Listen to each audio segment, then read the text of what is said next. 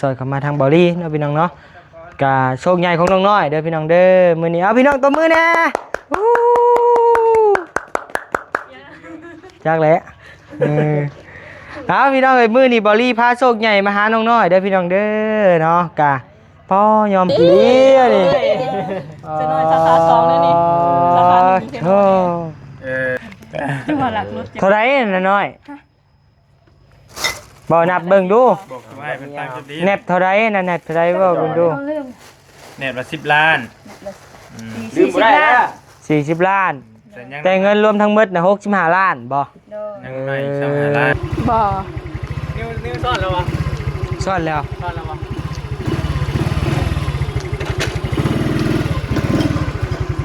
รถยังนี่เฮ้ยเงินจะ4 ล้านบ่แรกก็เงิน4 ล้านดอกตีล่ะพวกอ้ายบ่แรกก็เงิน4 ล้านดอกตีบ่ยันบ่ได้แล้วนะยันโกงวะย่าจ้ะบ่ยืมดอกไปยืมกับไอ้น้อยพุดิโทรหาไอ้น้อยข่อยหน่อยเด้อโอเคเดือนนี้ไผกระจุกไปลืมบุญคุณเพิ่นเนาะคนบ่เคยเห็นหน้ากันจักเทื่อเมียบอลี่เมียบอสารีคุณเพิ่นเด้อก็คือเอาแต่ว่าเพิ่นคนบ่เคยฮู้จักกันแม้แต่ญาติพี่น้องเจ้าก็ยังบ่ซอยเจ้าได้ขนาดนี้แล้วก็ซองมาห้องมาจากนั้นก็เป็นทีมงานเด้อทีมงานทุกคนเลยแหละที่เข้ามาจังน้อยจังขึ้นใจจังน้อยจังขึ้นขับลูกมือหาปูนอันก้อยปูนอยู่แต่ว่า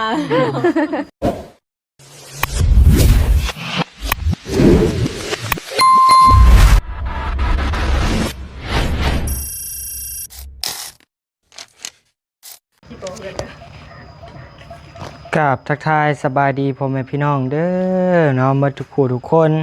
บ่ว่าสิอยู่ในฝั่งลาวฝั่งไทยและก็ต่างประเทศเด้อพี่น้องเด้อเนาะเอาพี่น้องไปเปิดคลิปเปิดภาพมาในบัดนี้ก็มาพบมาพอกับบ่าวนิวอีกแล้วพี่น้องเอ้ยเนาะเช่นเก่าเช่นเคยอยู่เฮือนอยู่ซ่านน้องน้อยเด้อพี่น้องเด้อเนาะเอามื้อนี้ก็ถือว่าเป็นโชคใหญ่ถือว่าใหญ่สุดแหละพี่น้องเอ้ยเนาะใหญ่สุดๆเลยพี่น้องเอ้ยเนาะก็ขอขอบใจทั้งเอื้อยเพิ่นหลายๆนอกจากเอื้อยเมืองต้นเพิงบ้านต้นเพิงแข็งยังบ่อแก้วนะพี่น้องเนาะที่เพิ่นได้สุดซอยเข้ามาทางเบาลี่เนาะพี่น้องเนาะกะโชคใหญ่ของน้องน้อยเด้อพี่น้องเด้อมื้อนี้เอาพี่น้องตบมือนะจักแหละเอาพี่น้องเอ้ยมื้อนี้เบาลี่พาโชคใหญ่มาหาน้องน้อยเด้อพี่น้องเด้อเนาะกะพ่อยอมรับเลยพี่น้องเอ้ยเนาะยอมรับทางบอลี่เลยกับทางเอื้อยเพิ่นหลายๆพี่น้องเอ้ยเนาะที่ว่าเอาขึ้นซะเนาะใหญ่ไปยังบ่ใหญ่อยู่ใช้จมยังมานำทางจะมันแตกเหอะบอลี่ครับมีเสื้อผ้าเจ้ากันฮะอันนี้ครับมีเสื้อผ้าเจ้ากันเอาเลยจะพ่ออยู่เด้ใช่ว่าบ่บ่ซื้อผ้าโดนแล้วฮะบ่ซื้อผ้าโดนแล้วเฮาอีมดเขาบาด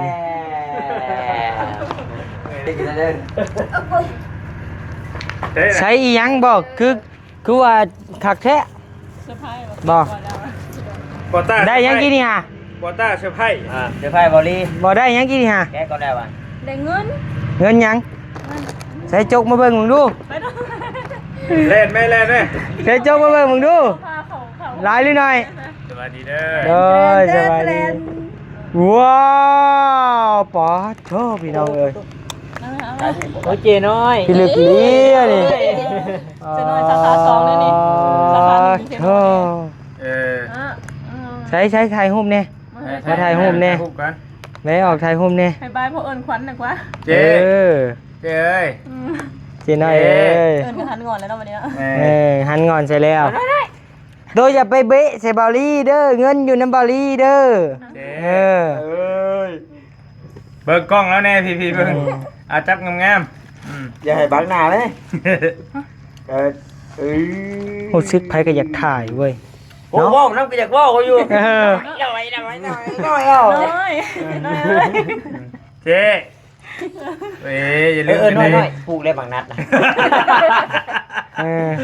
เอาวานนี่แหละแล้วนับได้บ่จังหวัดหลักรถเท่าไหร่น่ะน้อยบ่นับเบิ่งดูบอกว่าเป็นตามจุดนี้เน็บเท่าไหร่น่ะเน็บเท่าไหร่บ่เบิ่งดูเน็ตละ10 ล้านลืมบ่ได้แล้ว40 ล้านแต่เงินรวมทั้งหมดน่ะ65 ล้านบ่ โดย ยังน้อยชาวหาล้าน โดยเงินนั่นเฮ็ดหยังอันนี้อ้าย เงินเฮ็ดเทือน คิดว่าน้องน้อยมีผู้บ่าวมาหมั่นไว้ว่ะ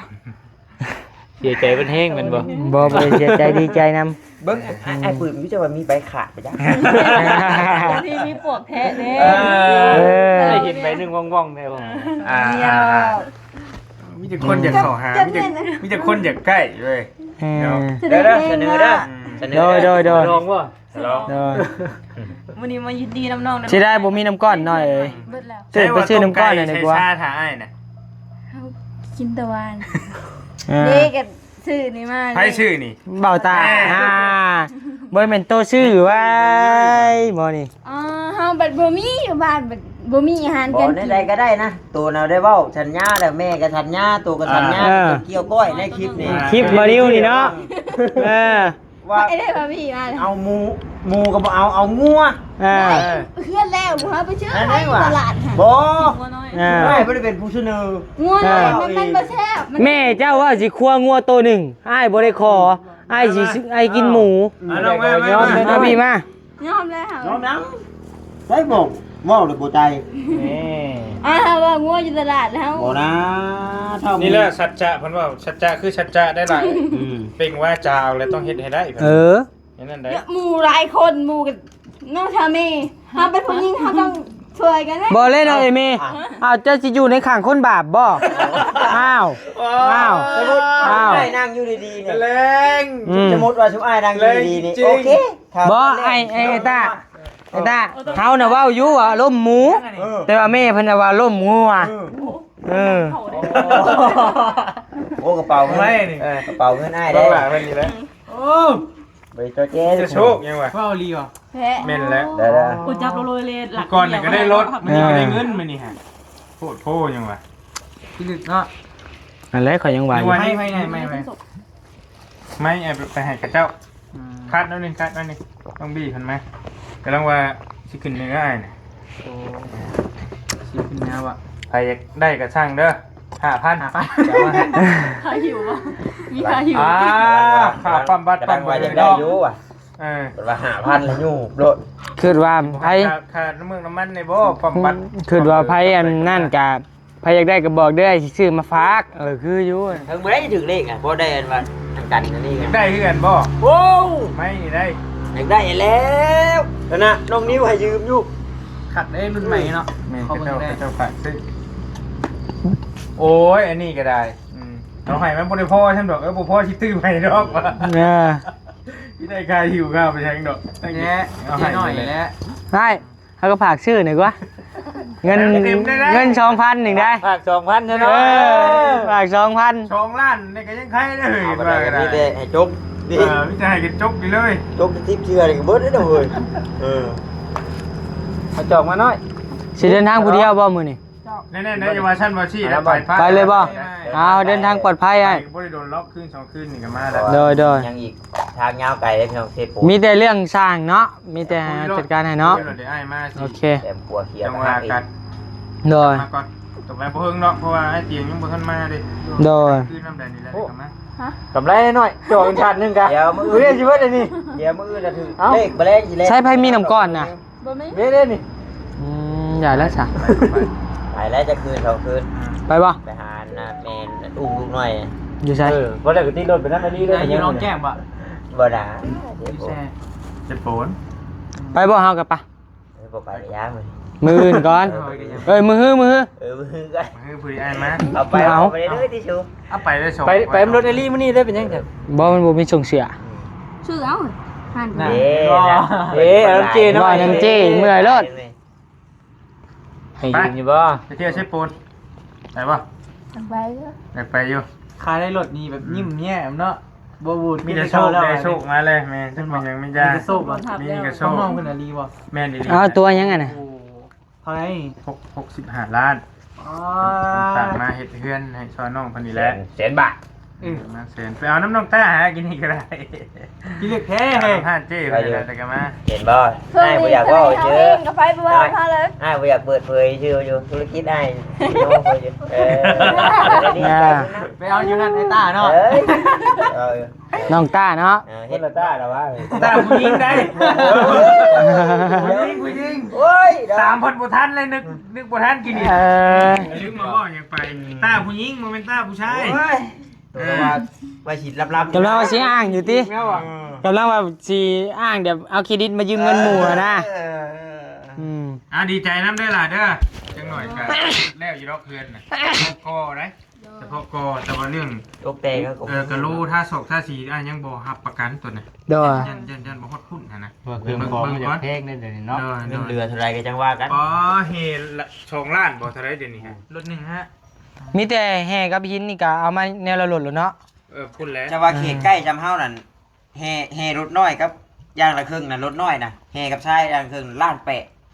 ใกล้เด้ถ้าเขตไกลที่2ล้านอันนี้2ล้านไปปลายพุ่น มาได้มาพูดแล้วเดี๋ยวชิมาจัดการให้ โดย สั่งพอกสั่งเฮสั่งหยังมาให้จังว่ากัน คันว่าอยากสั่งมาก่อนก็ได้ ถ้าสิมาเผา เดี๋ยวงานมันสิบ่เดิน ในงานสิวะเนี่ย เดี๋ยวบ้าบ่เฮิงดอกบ่เฮิงดอก บอผากไว้จะก้อนหนึ่งก็ได้ดอก เดี๋ยวมา เอามันหนึ่งว่ะ พอจะได้ยืมไปใช้คารถก้อน มาหนึ่งโอเคเด้ออยู่ดีมีให้ โดย ไปก่อน สบายดีโดย ใจร้ายเด้อวันนี้ก็เลยอันนั้นไม่ได้ป้าให้อันหิวมาส่งน้องน้อยไปฮะ เราบ่เป็นหยังบ่เป็นหยัง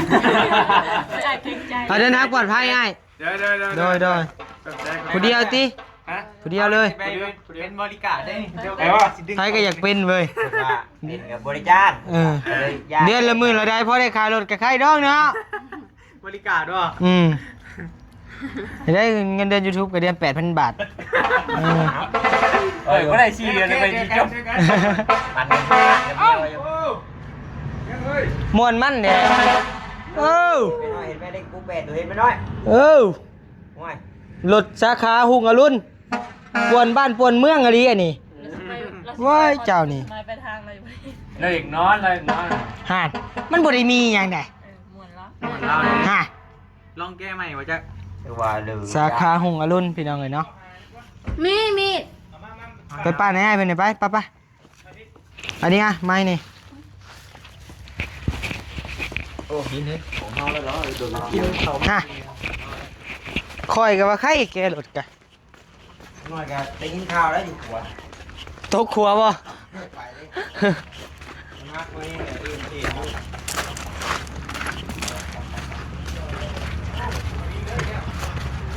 มีด โอ้มีกับบ่มีพัดดา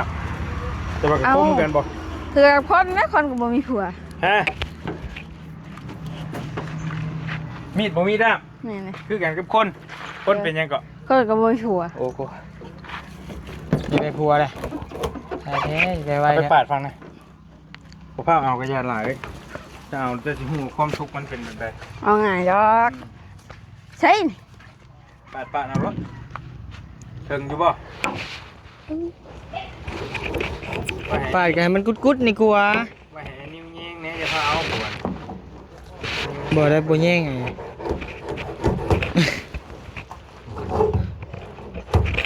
นั่นหน่อย บ่แย่งได้มาหาเฮาทุกมื้อนี่ถือว่าบ่ อ้าวบ่ให้มาบ่ฉัน อยู่ให้มาเด้ แน่ หากเจ้าว่าบ่ได้แย่งเฮามาหาเฮาจุมือเจ้าไปเลียวเบิ่งบ่เฮาบ่ซะ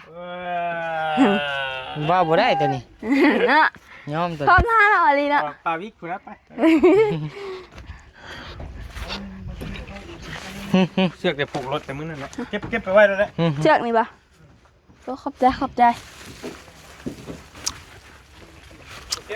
โดยเดินทางปลอดภัย เดิน ฮะ ทางปลอดภัยเด้อ โดย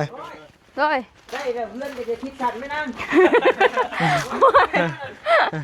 มาด้วยได้ยก เดี๋ยว เดี๋ยวดูเชื่อใจกลมจะหายครับ ก็แป๊บซี่มันให้ไม่เคยกินนะ กินได้ไหมจ๊ะ เอาเลยเจ็บกระเพาะเลยเขากัน อาหารที่จอยแล้วมันก็ กินไม่ได้แล้ว เป็นกระเพาะอีกแล้วมอนิกะ บอกว่าเอ้ยก็สิเอ้ยก็บ่อยากจอย เจ็บกระเพาะบ่หรือว่าเป็นในใด เจ็บกระเพาะซื้อแล้วกินข้าวบ่ถึงเวลา โอ้เดี๋ยวนั่นแหละคอยกัน 11 โมง 12 โมงตอนเช้า ระวัง ระวังรถ อาการเริ่ม คนตุ้ยเดี๋ยวข่อยช้ำเอ้ามันจำได้จำ ป้าเอื้อมันกว้างลงมา คนตุ้ยนี่นะมันจำได้จำหนึ่งเรื่องกระเพาะนี่มันสิบนั่นบัดมันแก่อะไรเลยมันรุดบาดเดียวแล้ว กินบ่ได้ครับมันกินอยู่เวลาก่อน ยำ กินก่อนพวกนี้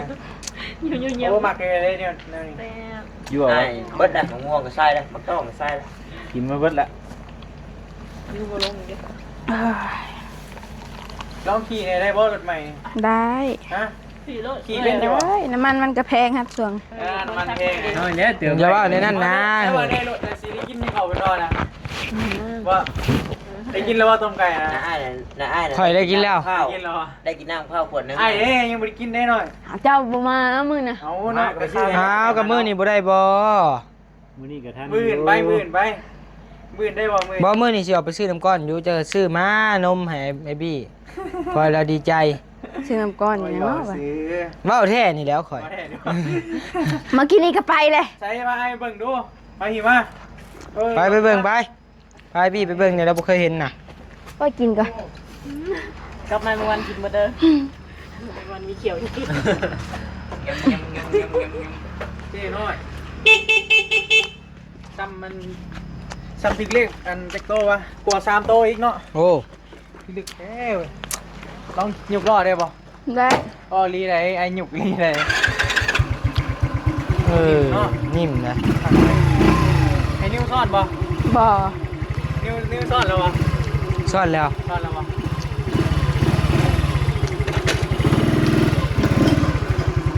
รถยังนี่เฮ้ยไม่ มาเลเซีย แต่วันนี้เนาะ นิ่มอยู่จังมัน ตันสกีแล้วทำนี่นะ โดย ไปแล้ว บ๊อบบี้ว่าอะไรกะ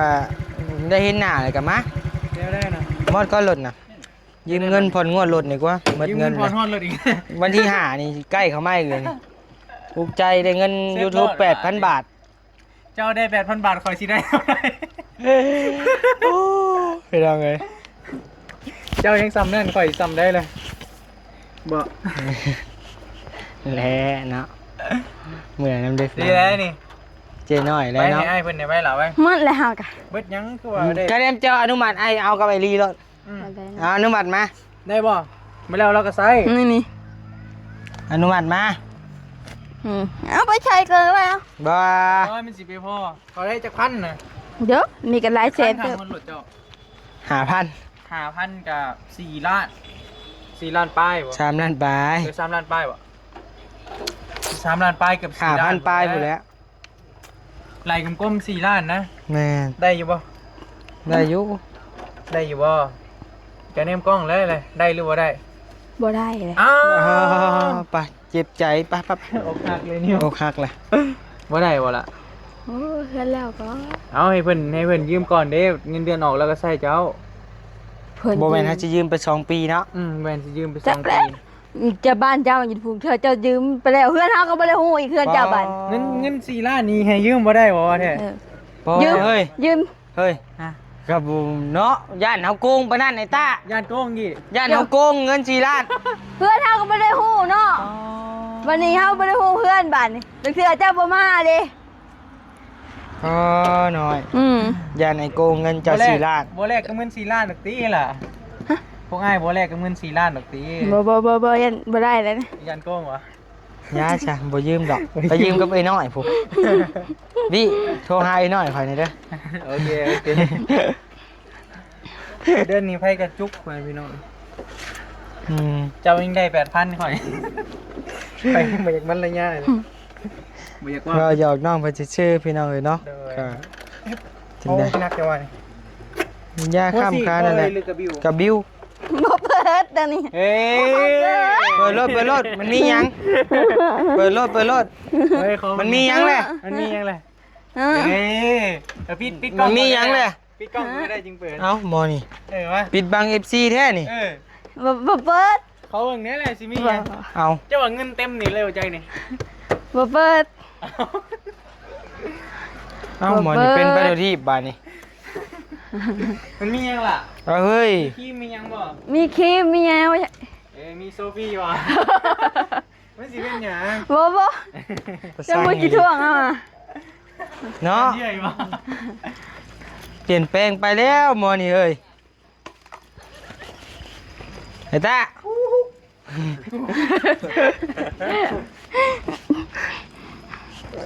กินบ่พี่ขนมน่ะ ไม่ได้วะเนี่ย ขนม แน่อยู่ตอนนี้ให้กินของมาไม่อยากกินลายเว้ยโอ้ขักเลยมีของหมักเลย แซ่บแล้ว บาปเด้อเอ้ยบาปเด้อบาปคือน้องสาวจะเด้อ จะได้เพื่อให้น้ำมะขามมาได้ ให้น้องสาว ดิน้องสาวเป็นทางข้างนะ เป็นเยอะหน่อย บาปเนี่ยบาปจิได้เฮาแฮงมีโชคเข้ามา อ้าว ไอ้เบิ่งลายมือแม่นบ่แม่นบ่ แม่นอยู่ บ่ โอ้ โคเตอร์ คนขี้บาปแหละตัวครูบาอาจารย์เสกให้คักแน่เลยว่า มาอยากยืมเงิน4 ล้านกับยานเฮาโกงไปอันนี้ มาเด้อ เดี๋ยวหน้าบ่ได้บ่พานเดี๋ยวนี้บ่พาน ดิ ไอ้นิ้วไม่เดือนให้สิแล้วมันลังแล้ว คันว่าเที่ยวกับย่างรถจนแบนจนว่าบ่มีห้อยเลยรถก็จนเพคันหนึ่งซื้อคันใหม่อีก ส่วนรถจักรขึ้นซกอ้ายเจ้าอันอ่อนเลยน่ะ คันว่าไอ้เวียดกาเที่ยวมาหาเพิ่นจนบ่มีเงินซื้อน้ำมันจนบ่มาหาเลย เนาะ เพื่อนแล้วก็จังยืม เพื่อนแล้วไปต่อแล้ว บ่ให้เพื่อเพื่อนเพิ่นแล้วนะรถเฮาถูกยึดแล้ว โอ้ยง่ายกับใจขาดก่อนนะคนกันมันต้องการออกซี่นะตอนนี้นะตัวอยู่เห็นนี้ตัวอยู่ตัวเนาะขาก้อนว่ะ อย่าเลยเฮาไปหายืมเจหน่อยซิโน่บ่ แต่ก็เพื่อที่ฮอดวันที่1ฮอดวันที่25อีกปั่นกันพุ่นละกับเมีย ปันกันคนละล้าน